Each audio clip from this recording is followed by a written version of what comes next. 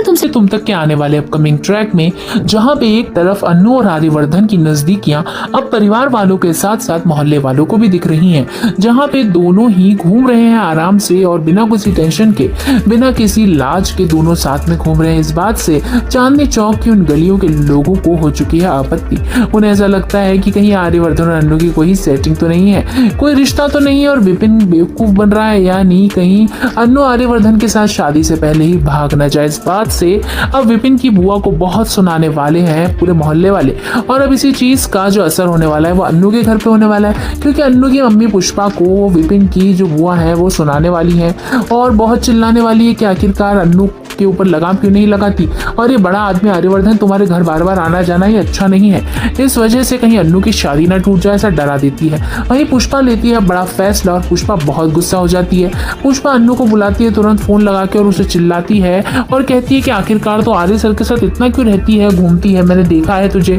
और बार बार उन्हीं के पसंद का मंगलसूत्र पहन रही थी, आखिरकार बात है तो है क्या। आर्यवर्धन भी पीछे पीछे आता है और सुनता है पुष्पा की सारी बातें। जब वो पुष्पा को बताने की कोशिश करता है, नॉर्मल करने की कोशिश करता है, तो पुष्पा भड़क उठती है आर्यवर्धन पे और हाथ जोड़ के उसे कहती है कि तुम चले जाओ यहाँ से, नहीं तो मेरी बेटी अन्नू की शादी विपिन से हो ही नहीं पाएगी। वहीं पे अब जो विपिन के घर वाले हैं वो मना कर देंगे शादी के लिए अगर आप इधर बार बार आए और गए, और आर्यवर्धन अगर अन्नू के साथ रहेगा तो विपिन से अन्नू की शादी मुश्किल है। इस बात को कह के आर्यवर्धन को बाइज्जत घर से बाहर निकाल दिया गया है पुष्पा के द्वारा, लेकिन अन्नू ये नहीं चाहती है। अन्नू चाहती है कि आर्यवर्धन घर पर ही रहे। इस बात को मद्देनजर रखते हुए आर्यवर्धन के लिए लड़ाई लड़ने वाली है हमारी अन्नू, लेकिन अनफॉर्चुनेटली हमारे जो आर्यवर्धन है उसको घर से बाहर जाना ही होगा, क्योंकि अब जिस मोहल्ले में वो रह रहा है उस मोहल्ले में अन्नू की बदनामियां हो रही हैं, उस वजह से वो चला जाता है। लेकिन दोस्तों लौट कर एक बार फिर से आर्यवर्धन वापस आएगा, लेकिन वो अन्नू की शादी के दिन, जहाँ पे उसको पता पड़ने